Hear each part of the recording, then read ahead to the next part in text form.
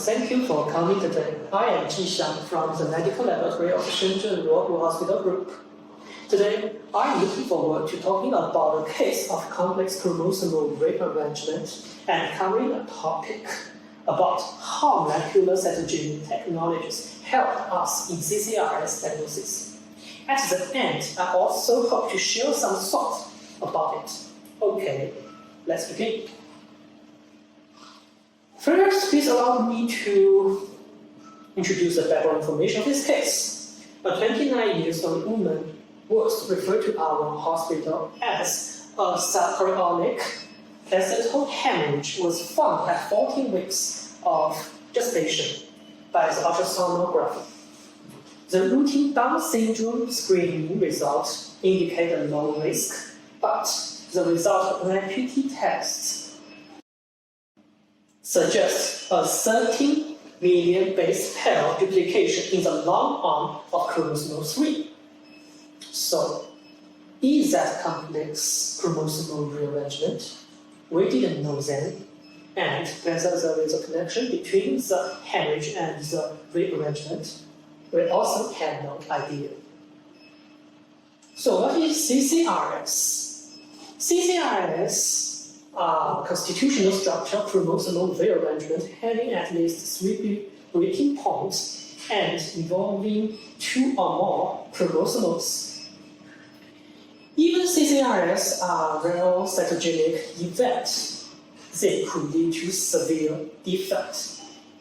It should be noted that, in most cases, CCRS are usually more complex than we initially assumed. In the prenatal diagnosis, how to identify and locate the breaking point is critical for confirming CCRS. Recently, several technologies with sounding resolution have been introduced for it, including FISH, CNA, and WGS. Thanks to these technologies, in our case, not only identify and located the breaking point, we also successfully figured out whether the CCRS are pathogenic. To determine the breaking point, amniotic fluid was collected for karyotype analysis and CNV sequencing. We can see it here. The result of karyotype analysis suggests CCRS in the fetus, and this finding was consistent with the CNV sequencing result.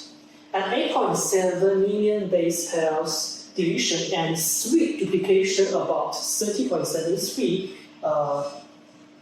million base pairs was found in the chromosome 3.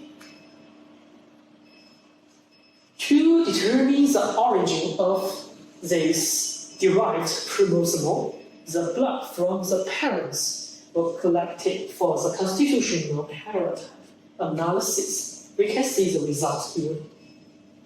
The mother was normal, but there is abnormal clone in the father.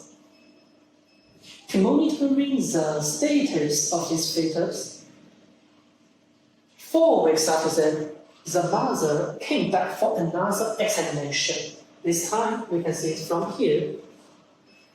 The ultrasonography results indicate a defect on the spine of the fetus. So, all the findings we got suggest that these CCRS will lead to severe abnormalities. When we look into the literatures, we found that this deletion and duplication were referred to 2 syndromes.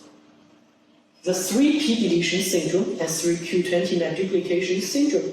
These 2 syndromes could lead to cardiovascular and septal defects.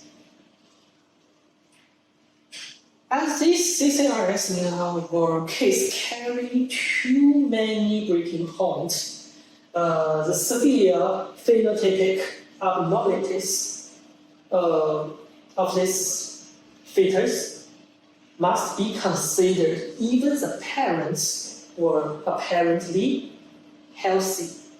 Considering the poor prognosis, the parents decided to terminate the pregnancy at the end. So this is a full story of this case. But before ending the presentation, I also hope to share some experience about CCRS diagnosis.